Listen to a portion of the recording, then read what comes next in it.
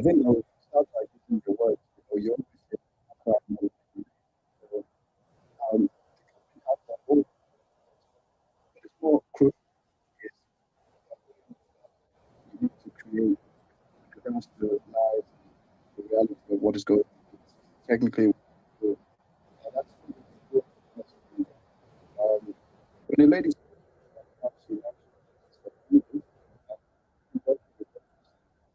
Laden and mango specifically, the disease that has happened and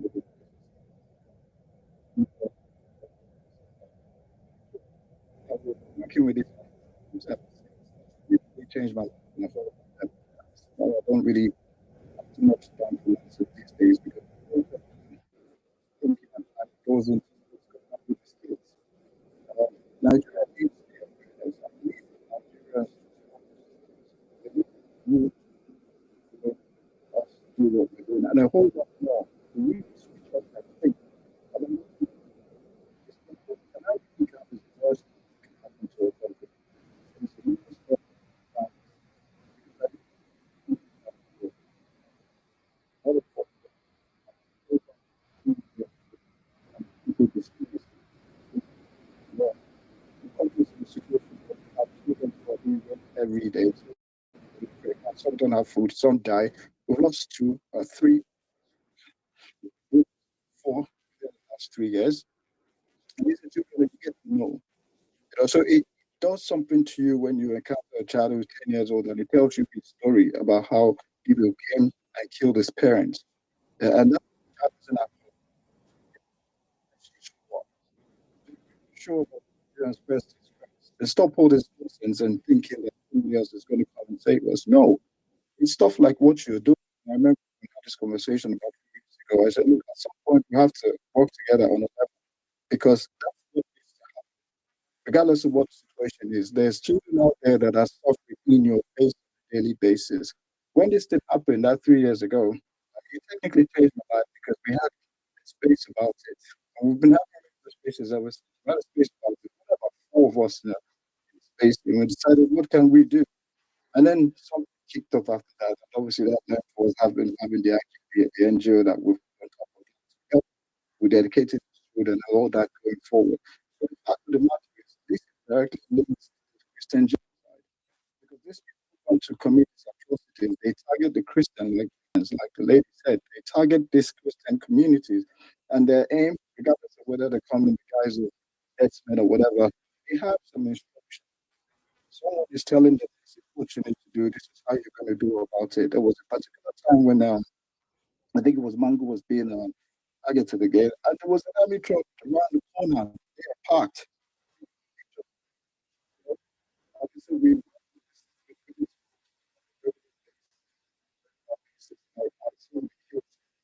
I said, my now, so we have to do some home. But you look at the average review and we see we don't know, or I don't know whether we don't care, but it's like we're not aware about these ID camps and the atrocities that happen there. As we're talking now, you're right. We didn't go on today. I don't know if you know about that, just within a few hours.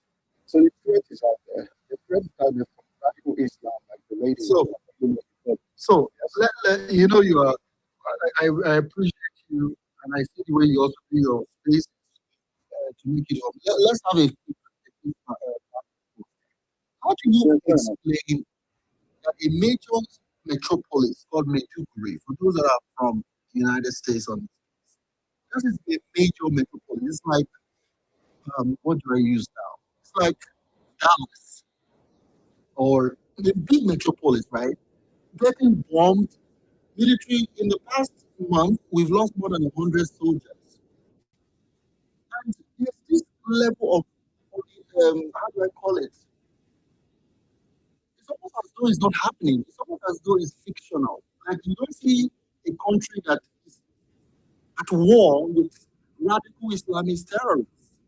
Why do you think that is the case? Like Nigerians seem to not know that there's war going on. Yeah, thank you. That's the key word. We can't be a war. It's a war going on. And you see, I live in the UK. You have when this crazy thing is happening about a decade ago when it started to happen in the UK, and it was radical. They called it what it is. There was no point saying it's this or being political about it. They called it what it is. It's called radical Islam, and then they put something in place called oh my God, what was it? Prevent. I think something to prevent, right? So we put a system in place to tackle this thing and say, look, okay, we know what we're facing. This has been a lot of killings that are happening on the side, and all in the name of radicalism, and the people were getting radicalized in the UK. So the government had to wake up, call it what it is. Instead of what dealing with Islamist extremism here, we're not dealing with Islam as a religion because there are bloody good Muslims around the place. And a lot of friends were Muslims. I mean, our kids are taught by people who are Muslims. It's not really a thing. With Muslims, we all used to eat and dine and celebrate all these things with Muslims. But there is a radical arm of that particular religion, like every other religion has. But at this point in time, is fault. And once you cross that market, you go to radicalism, then there's a problem. And that problem needs to be addressed as it is. There's no point beating about the bush. But Nigeria has not understood that that is a problem. I don't know the kind of sentiments in there. The program was called Prevent. It was called Prevent. That was to prevent people from being radicalized. So the government went head on. We have Muslims in this program as well. So how do we learn from the UK? Well, this is what we're saying. It's what we're saying. We have to create, we have to shout, Nigerians have to cry out at this thing killing them. It's down to the people. Here, at this first time, people who are protesting on the weekly basis, going out on the street. Well, how do you explain so that these Nigerians, not all of course, but some Nigerians that are attacking people like us, that are in America trying to explain what's happening, trying to call for help, they are saying, no, this one is opposition, is politics. It's not true. How can you have thousands of people in IDP now? People say it's not true. I don't think the government space because to me it's just a bunch of noise. We really have to the fact that we have to look at the problem that we're facing, right? It's what you're doing is what we need more. What we need to do. Almost like we've been saying for 3 years. When there's a problem, we say this is what we need to do. You can address it politically or whatever, but the key problem is what we need to do is call this thing what it is. We're facing radical Islam. They have a purpose, they have a program, they have an agenda. There's always been an agenda from that polio. They know what they want to do. And if we don't stop it, the army knows.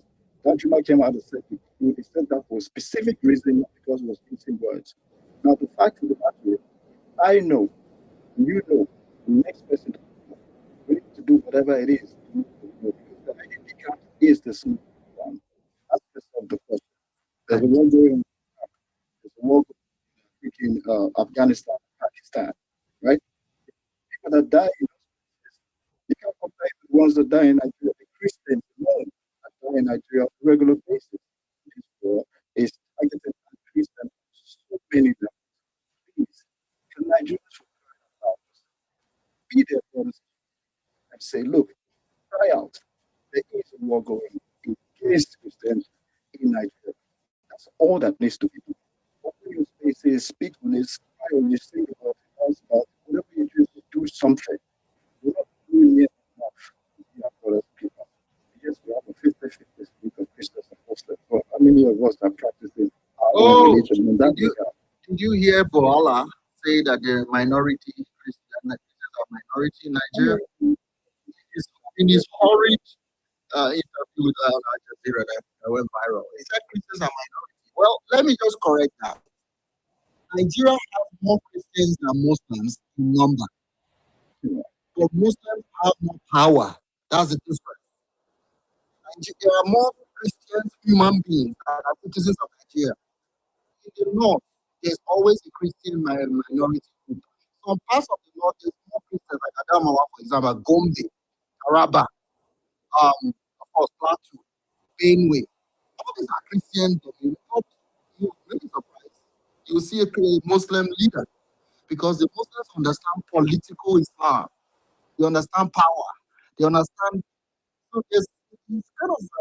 I just wanted to ask you, try to bring other folks to join the conversation. Not to buy the lie that Nigeria is is a majority Muslim country, even though we are listed as an Islamic country against our will, we are part of an Islamic list. That's a topic for another day. So round up, Yeah, let me round up. No problem. When you come, anybody who's been to the UK, the towns in UK are predominantly Muslim towns. You know that because traditionally they do their people. So my point is there is a thing called radical Islam. That is what needs to be highlighted. That's what needs to be defined. That's what the awareness needs to be created. And these people that practice radical Islam, they are not good people. They are horrible people. The worst of the cult, the worst of any kind of religion, right? And if they're out there forgetting the fact that they need to exterminate a particular kind of group of people, they will go about it. And that's what's going on in Nigeria. But the people need to know, and we need to hold ourselves accountable for not crying out loud enough to save this situation. That's where I was thinking that we need to do more to allow the next Nigeria to know what is coming. Because it is coming. Well, it's here already. You can see it. It's on the daily basis on the daily basis. I mean, on the weekly basis in in office. Because we have the evidence. We work with these children. How many more are we going to see? How many more are we going to save? How many more can we educate? You know? So I always have to thank you for doing this thing. Because I see it, I see it, I see it. But, we have to keep on going till the penny drops for someone to get some balls or do something. Thank you. all right, Manny.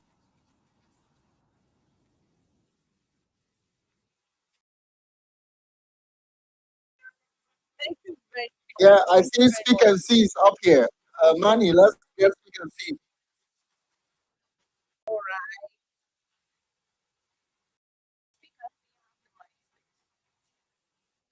It's one American that likes India. I'll be following your channel, speak and see. Welcome. Yes, yes. Thank you for all you do. Thank you for your work. Yes, I hear you.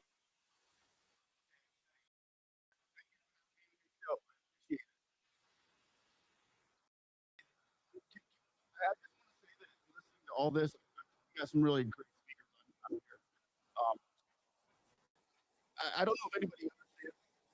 I mean, what we're seeing happening in Nigeria, thousands of people, Christians mainly, getting massacred. We would never see this anywhere around the world without action being taken. We can say diplomatic here, bureaucratic. We can do the political who's who in the guru, who's who in the political zoo, and who's got the loudest voice. But voices are the Muslims are not listening. Islam is not listening to voices anymore. They only understand one thing, and that's strength. We're seeing that in Iran. We'll look at the global firepower of Iran. They're ranked 12th in the world. They've been taken out almost. They've been obliterated. The whole country, the military, has been obliterated in almost 3 weeks. Now we're dealing with some Fulani and some herdsmen out there that are killing thousands of Christians every week, every month, and nothing's happening. This could be taken care. This could be taken out in 3 days by strength, and that's the only thing that they're going to listen to. And it's really where the rubber meets the road here, and we can if it's not taken out soon, it's just going to progress and progress and progress. I don't think that um, the government there in Nigeria is doing an adequate job. Period. And I don't want to say go. I don't want to see the America go in and blitzkrieg the government. I want to see America go in and blitzkrieg the Fulani herdsmen and ice swap. But I don't know what you think over there as far as the Nigerians. Would they be acceptant of something like that? Because it would just take a week for at least the military, the Islamic military over there to be taken out. And why is that not happening? That is my big question: is why is that not happening? And we're continuing to see news stories every day almost come out of families being murdered, Christian families in Nigeria being murdered, and nothing's happening. So where are we missing this? Yes, Speaker, thank you. Let me respond. Now, number one, I want you to know that there is a bifurcation in Nigeria. What I mean by that is, even in the current war against evil terror in the Middle East, there are people marching and chanting "Death to America" in some part of Nigeria, burning U.S. flags, burning Israel flags, calling, chanting Al Qaeda, ISIS, and all that in one part of the country, and they are allowed to go about their business because they say it's their right. There's another part of the country that they are not even on the streets, but where they can, they quietly are praying for the success of the United States, the state of Israel, and all those lovers of peace worldwide, right? Our country, it has a class of civilization. There's a group that are still living in the 14th century, and they are the brutal ones. And they are a very small minority, but the majority that should be speaking are not doing enough. Because you said it right, and we know the locations of these terrorists. These terrorists are not ghosts. The government knows where they are as we speak. As a matter of fact, they just released a video of children and women and asking for not of up to $1 million in ransom because they kidnapped these people, which is something like Didi Larson has been trying to work on and expose here in Washington about the kidnapping for ransom. So they take these monies, the government pay them to get more arms to continue and perpetuate. So the government in Abuja cannot say they are innocent of what is happening because they are failing. And even if they couldn't do it, why don't come to the United States and ask for help? Why don't go to the United Nations and ask for help? Which is what Speak and See is talking about, right?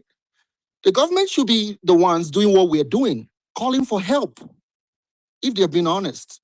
But you're not wrong. You're not wrong in terms of why are we allowing this to continue if we're being sincere? And people who support the government will tell you, oh, they're trying, they just no, that's not true. The duty of a government is protection of life and property. And your people are being slaughtered like lambs because of their of different faith, and you come here to accuse people of, oh, it's not Christian, it's not this. Should anybody be killed in 2026? Thank you, Speak and See. I just wanted to quickly say that for those that are in the platform that are wondering um, when, when is a solution going to come, one of the things we are asking is add your voice.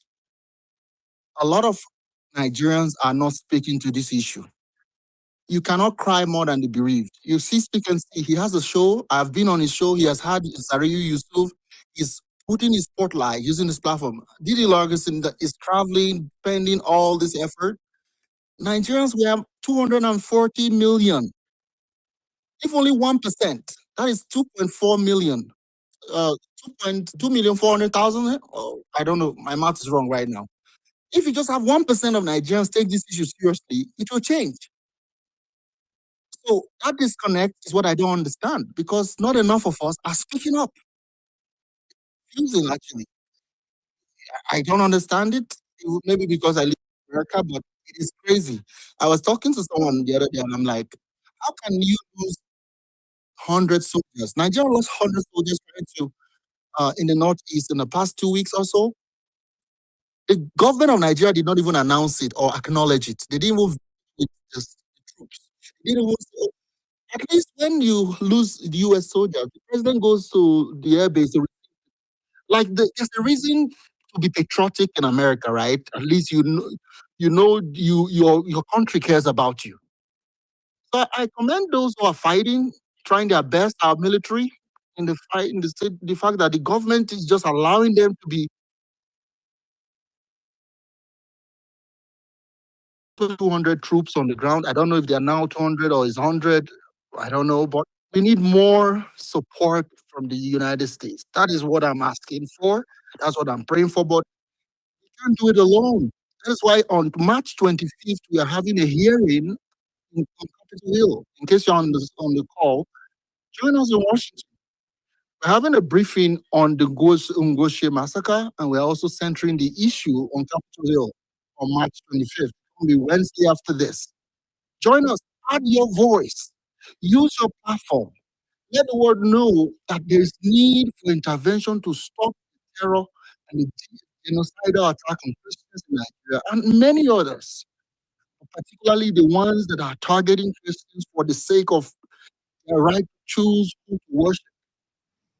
It is wrong. It is wrong on many levels. Manny, let me yield to you and let's keep the Yes, neck moving. I actually have you just made mention of why are Nigerians quiet about what is happening? Why is the government not doing anything about it or denying the fact that things have been happening in Nigeria? So for Mr. Steve, let me tell you something. You see, these are present gotten themselves dirty. That's the truth. They've gotten themselves dirty. So them exposing the perpetrators of this act is like them exposing themselves. That's the truth. And the reason why Nigerians have been so quiet about this is because Nigerians are tired. Do you know that in this country, whenever you're saying the truth or you're saying advocating for uh, uh, for the interest of your people, for the interest of the masses, you're speaking the truth out there. Do you know that the DSS will invite you on, the top government officials will send some people to pick you up. Do you know that they'll shoot you up? They've been doing that. Common peaceful protest that the youth have been doing. How does it end? The police will come and tear gas the youth, they will shoot the youth, and so on and so forth. So Nigerians are scared, Nigerians are tired. For crying out loud, for how long will this thing continue? They've already killed the heart of Nigerian. Nigerian youth are so scared. So what Nigerian youth needs is that push, that encouragement, push, that little push. If they know that we have backup, we have someone that will back us up if we come out, we have a place of shelter after doing this. Why is they speak out? But after speaking out, they will end up in jail. Some of them will just kill them. Some of them, oh my God, will end up being tortured and so on. Haba. Nigerian system has already failed. Again, I want to thank everyone. 20th, 2026, right here in Washington. Well, I'm in Colorado at the moment, but we'll be in Washington on June 20th at Fire Park. It's going to be a mega rally, and we are asking people to travel.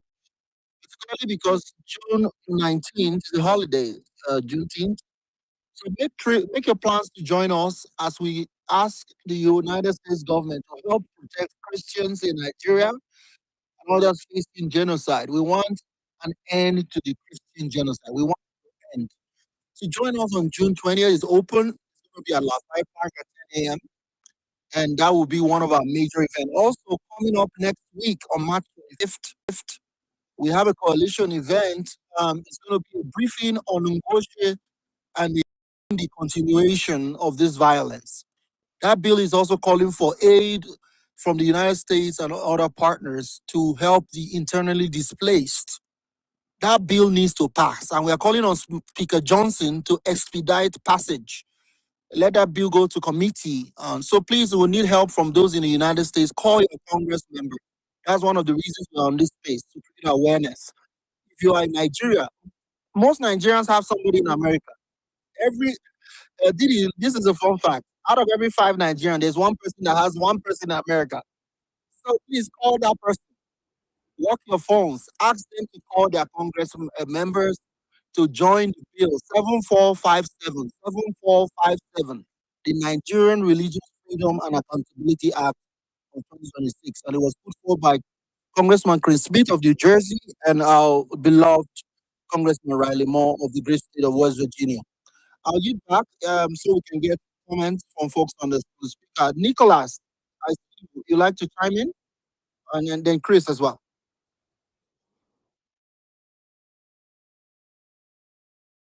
If Nicholas is not ready, let's see who's ready to chime in. Go ahead.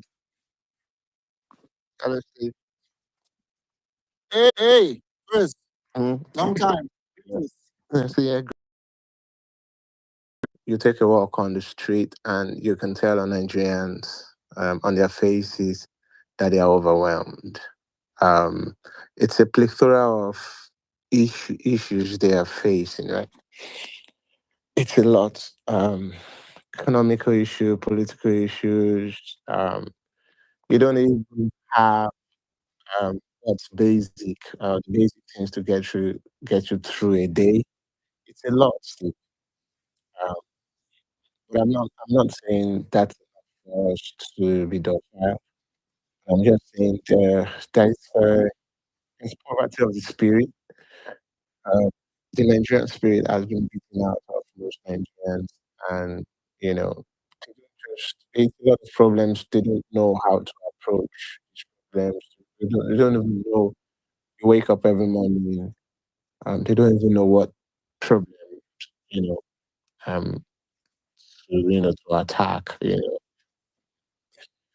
Um, so if Nigerians back home are relying on external help, I don't think that's too much to ask for because I mean, what do you do when the spirit has been beaten out of you? But just to stay on the topic, the truth is, it is what it is. It is a genocide. It's a Christian genocide in Nigeria, and um, no matter how they try to frame it, put up propagandas to lie to people, both home and abroad. I I think their own activities, the activities of terrorists, even tells the truth. And I'll explain what I mean. Um, Steve, you were talking about Muslims who have died in the process as well, with collateral damage. Yeah, fact. But here's the thing: most of the Muslims who have died because of one association or the other with the Christian.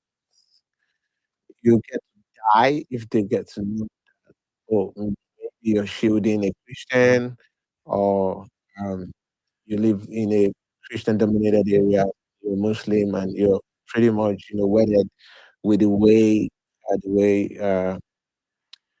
of life. You're pretty much, um, you're living like you're a Christian, so to speak, right? Just the slightest association with the Christian, you're going down as well.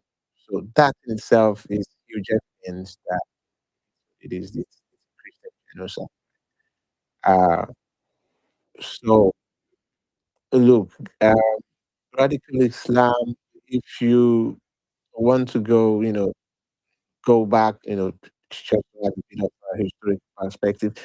So like I said, I was in Egypt and I learned a lot when I went to the pyramids.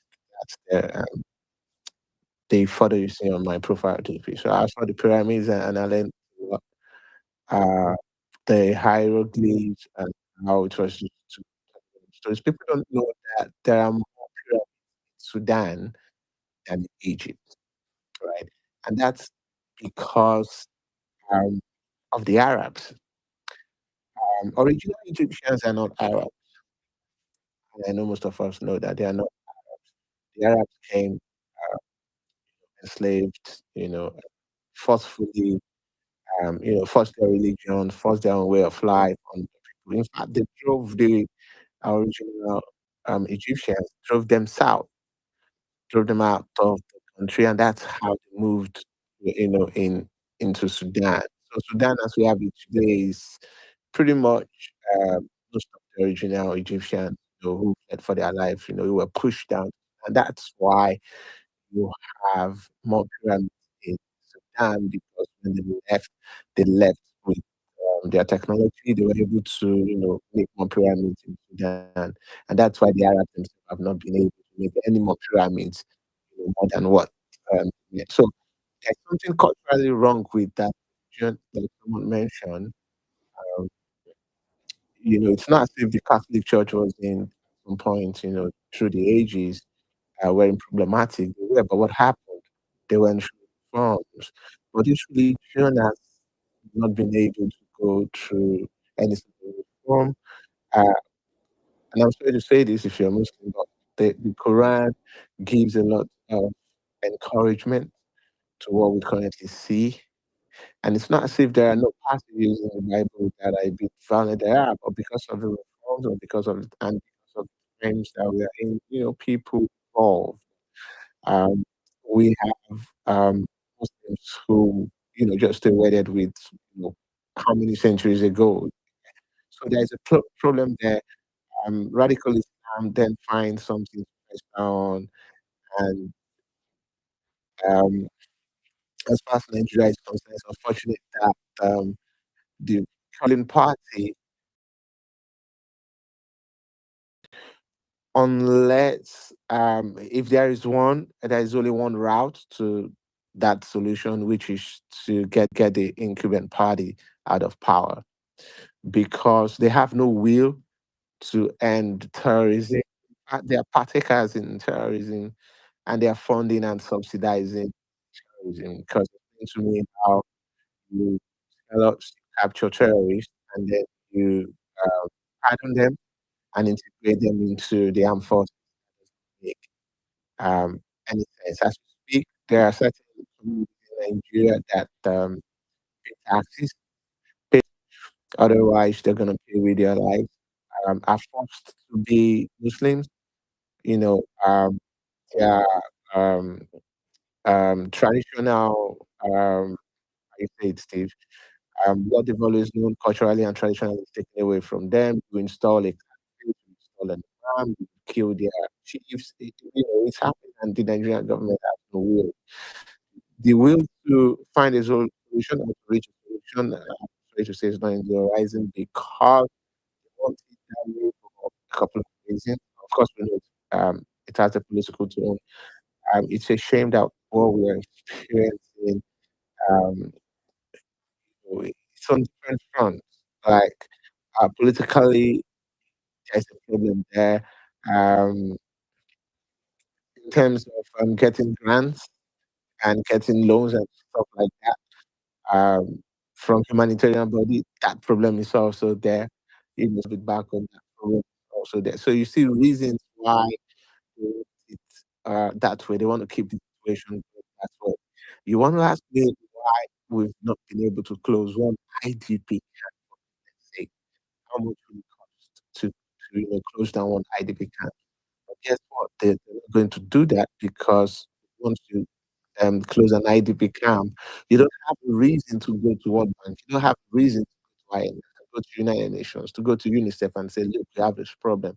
We need this grant to get this done. There's no more reason or incentive for you to get foreign grants. Those people are afraid there. I don't know how we're going to, um, reach a solution. But I think what we can do or what we're doing right now, especially what you're doing, I would say, Nigerian group and other groups that you are working with,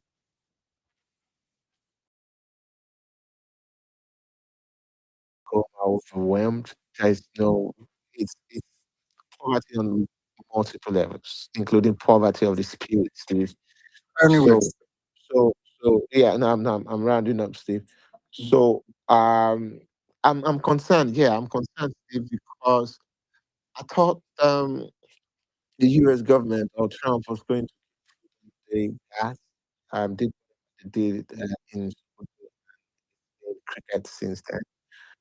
I'm sure you heard about the $9 million lobby package, and since then it's been silent.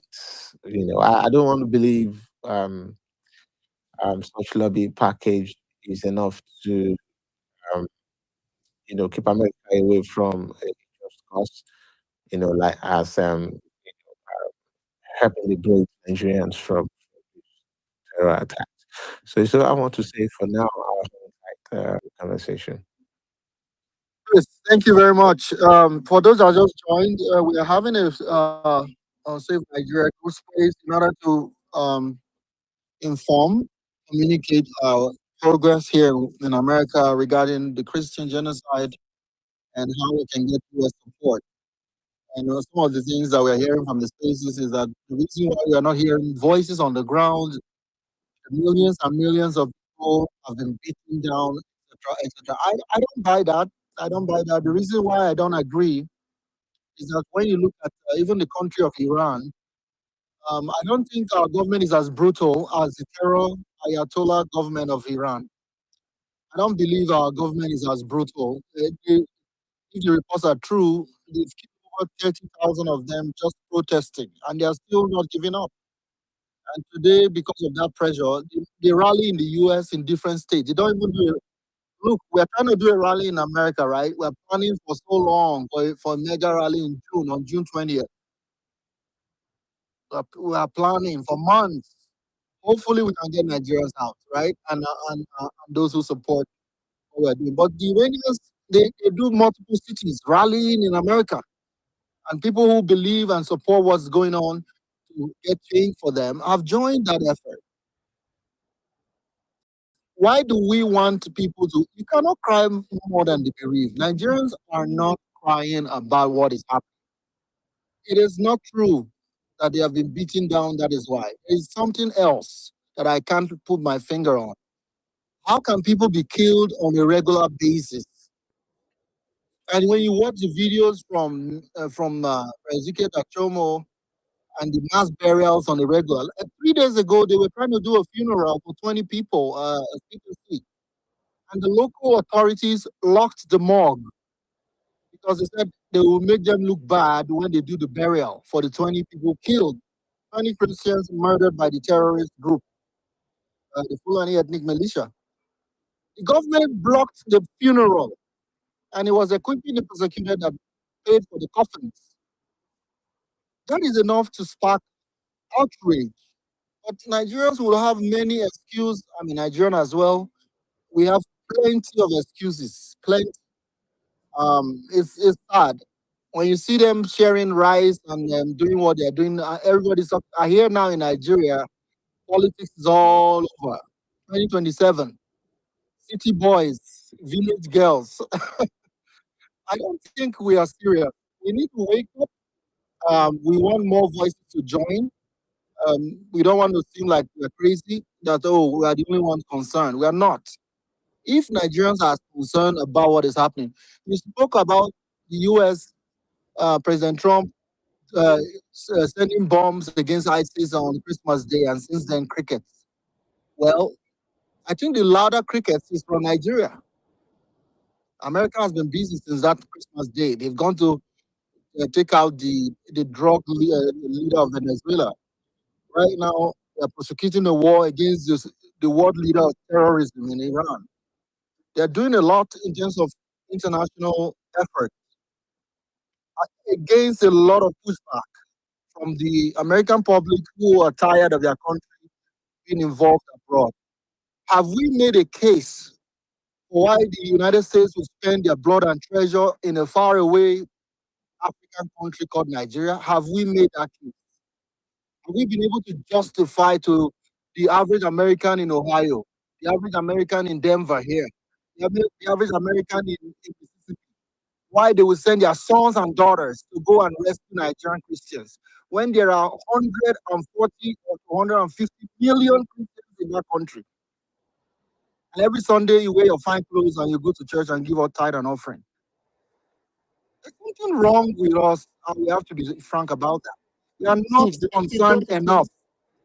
We're Don't you not. think that don't you think that something wrong with the spirit where 20, 50, 100 people die in your community and you don't do it, but the next day you go to church?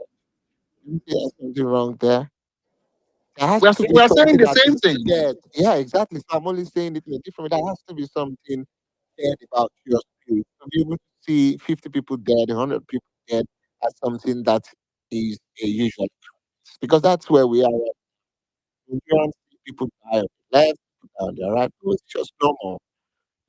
Something has to be dead in you, right? Spirit is not there for you to rise up and say, oh, no, it's wrong. No, it's normal. The government's asking you, go to bury the dead, they look at the mug and you take it like it's not. Something's wrong there. That's what I meant, right? Yeah, You need let me. like, if you were on ground, maybe you need to just stay home again. I don't think I'm gonna get in a long time. So I don't know. I don't know how we're gonna get there, but I hope to. Well, anyway, as we begin to round up, Saul, you wanted to speak to this? Yeah, of course. It's it's really a case of like you asked before, what should we be doing or how should we be playing this? Um, and you're right. There's a few things. I think the assumption is like we think these people know what to do. When I mean these people, I mean us. You know, uh, you consider the amount of people out of school, the amount of people who think they know what they're saying, and then the amount of people who are downright just being arrested development. You would realize that fundamentally a lot of us don't know how to think critically and how to deliver that at best. So there is a situation, like I said, it has happened before. It happened here. I witnessed it. I was um, in the UK here when it was really a problem, and I saw how they solved that problem. Yes, it will boil down to leadership, and we're assuming that leaders know what to do. It's not going to people are feeling this, feeling bad, overwhelmed, or whatever. They don't know what to do because they don't have the right leaders to implement this kind of thing. The other day, I had a conversation about why policies fail. Policies fail because they're not implemented properly. It's not because the policies are not good. They're good, but you just don't have the wherewithal or the right those policies properly. So the whole thing will fail. It's the same situation. So if you're going to bring in a policy or whatever to fight this thing, and you don't know how the people, you don't know how to go about it, then you're just perambulating. You have to have trusted messengers who would come out with the right strategies to identify individuals who can go out and tell the people what's going on, from your celebrities to coaches to preachers to barbers to everybody to shout and say there is a problem first. There is a radical problem in the country, regardless of whatever is going on, politics or whatever that is going on. This message still needs to be propagated mainstream by your actors, by your celebrities, a local guy on the street. That's what this guy. We hear your local guy here, and hear your actors on TV, or campaigns everywhere. Saying beware of politics, don't get radicalized. You know, Muslims themselves were coming out and telling you. They put everything into context, and you have people, and you have stories from people who have survived these things coming out. You have like survivor narratives coming out and saying, "Look, this is into platforms like yours and all that," telling their stories, creating the awareness. If you don't have awareness about something, you're just ignorant, not in a bad way, but lack of knowledge, really. So let's not assume like they know. They simply don't know what to do. That is the key. If they don't know what to do, you have to look at leadership, which is completely failed because all they're there is to do what they don't know how to do in the first place. So if we want to approach it and call it spade a spade. It's a daft situation, but if you can shed some light, like Arnold always, McArnold would say, it's the absence of light.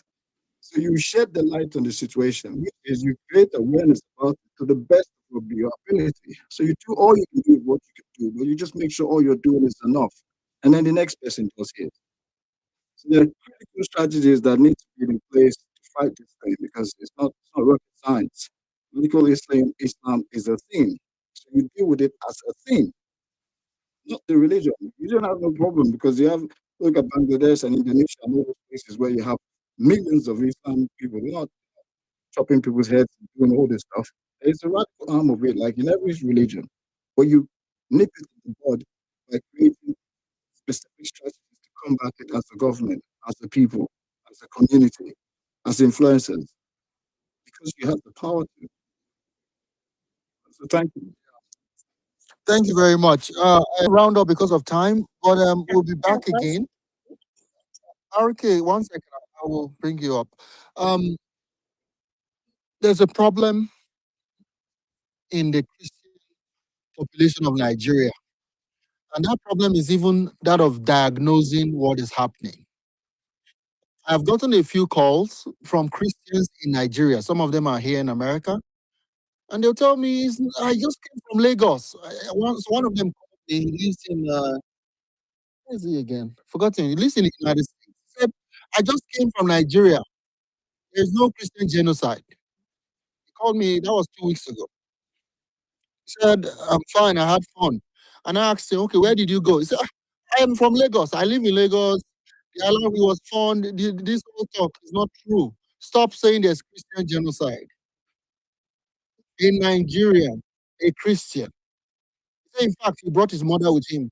His mother is visiting in the US. There are a lot of Nigerians that have not even accepted that what is happening is a Christian genocide, that these Islamists are not stopped. If they are not stopped in their tracks, they want to dip the Quran in the Atlantic Ocean, like they said. You know, that phrase or phraseology is from the Usman dan Fodio jihadist template, conquest by violence. That is what is happening, but the majority of Nigerians, because that is the only way to explain the silence, at least in Nigeria, we have not collectively agreed that this thing that is happening is not ordinary, it's not normal. That even when we had a video live stream of CAC Church in Kwara, while they were singing, terrorists came in, killed people, and made away with worshippers. People still say that is not jihad, that they are armed robbers, they are thieves, that they are not terrorists, they are not Islamist terrorists. Even though the terrorists say they are, even though the agenda is clear.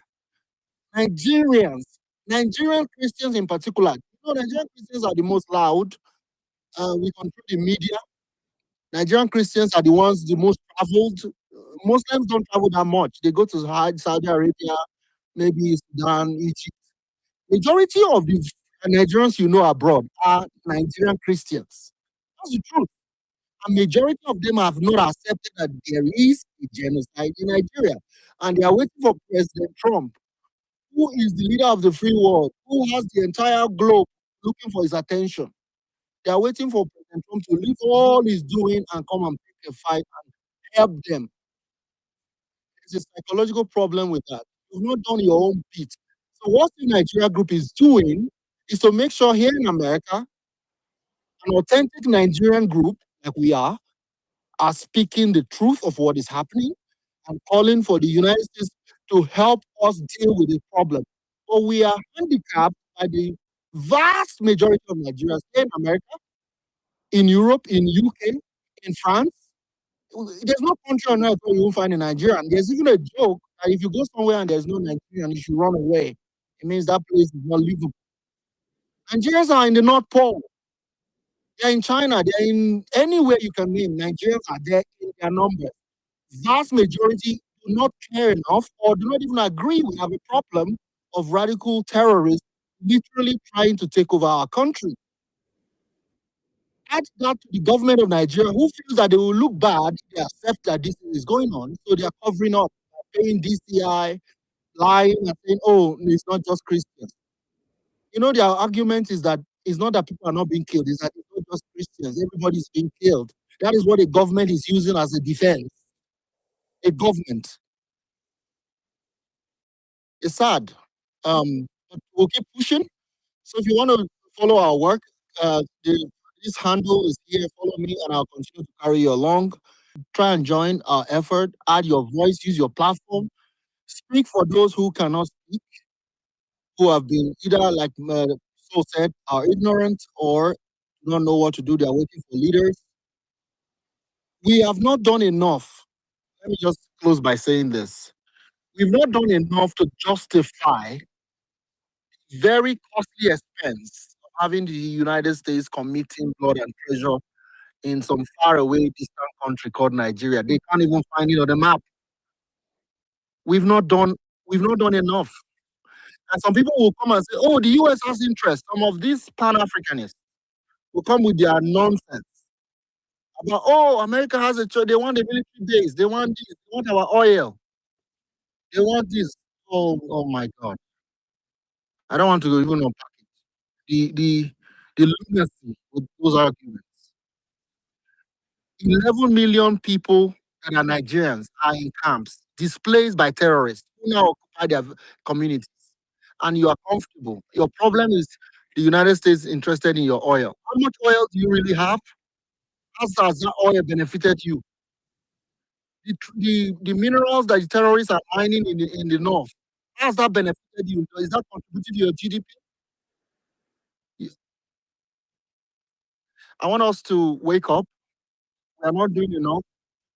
We're having a congressional briefing on March 25th. But again, we are doing heavy lifting. It would have been easier if you had a population of Nigerians speaking with the same voice, calling for help. That's a louder voice. That's a louder voice. You can use any explanation. Oh, it's education, it's tribalism, it's ignorance, it's selfishness. But whatever the case is, we have not justified why an American from Chattanooga, Tennessee, will strap up and get on an airplane and fly to Nigeria to go and die for you. You're not even willing to die for yourself. You're not even willing to risk anything. Yeah, oh, they've beaten us down. Who is beating you down? Who? Terrorists? So we have to wake up. Save Nigeria Group Organization is not, we're not doing this for any personal gain. It's out of the fact that we are compelled by the lack of collective action that we must speak up. Even if we become the lone voice, so be it. We will expose what is happening. We are hoping and praying that more people will wake up because it's needed. I'll go to RK and Ochuko will go last and we'll round up here. RK, you want to say something? Got the name? RK? Yes, good day to everybody. I don't know, like most people here, as I've been hearing, are not based in Nigeria. I'm in Nigeria, and I just want to. I'm someone that speaks a lot about these issues because at least we know what's happening, and Nigeria is not stupid. We we Nigerians are well informed. We are intelligent. We do not need, people to tell us what is happening in our communities, in our area. I'm not a Christian, I'm not a Muslim. I'm a traditionalist. Prefer, you know, to practice my traditional religion for personal reasons. So what I want to say on this is, in as much as I agree, people are killed, Christians are killed, Muslims are killed, traditionally, atheists are killed, anti people are all manner of people are killed in Nigeria, right? And if you want to break down the demographic, if you want to break down by religious sect, this whole it's not enough for us to just come and start saying there's a Christian genocide, there's a Muslim genocide because of your religion. Yes, you can, but the fact remains that if you want to fast solution to something, you have to go down to the history of where that thing started from. Except you just want to do a surface, it can't even provide a solution, but you want to do a surface remedy, which will not be effective at the end of the day. Going down to the history of how Nigeria was plagued with these so-called Islamic militias all over the country now. Where did it start from? When did it start? That is how rational people that thinks critically analyze things and try to profess solution, not just jumping on topic midway. A lot of a lot of us were, you know, at least we were adults when this whole thing started. Nigeria was not a country that was, ravaged with terrorism or militias or extremists. That's what I like to call them, the extremists, because they do not, how I put it, they do not, select who they kill, who they terrorize, who they kidnap, who they rape. They do not segregate by religion, by tribe. I've had families that fell victim to these people, and they do not segregate. Yes, a lot of them chant Islamic rhetorics, Allah Akbar, and the rest of it, but they will not hesitate to behead a Muslim, just the same way they will not hesitate to behead a Christian. And this whole issue started in the northeastern parts, and then moved to the northwestern part. That was majorly where Boko Haram, ISIS, and what the like started from. We all been living together for decades, peacefully, you know, respectfully, with no issues. So, who are those behind instigating terrorism in Nigeria, and why? These are how rational. These areas that is behind this terrorism, why are they there? They are largely resource areas. Majority of the states are states that have a lot of resources, and these resources are in the control of people, both external, foreign, and local. So there is definitely fights. There is definitely there is a battle. There is a struggle for resource control. Yeah? Okay.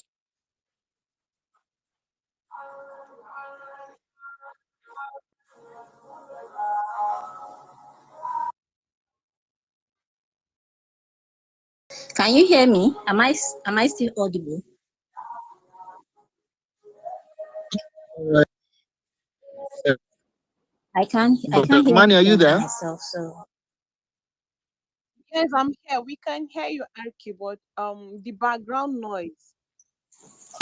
There is this okay. background noise around that is kind of distracting. Yes. I can try and round up.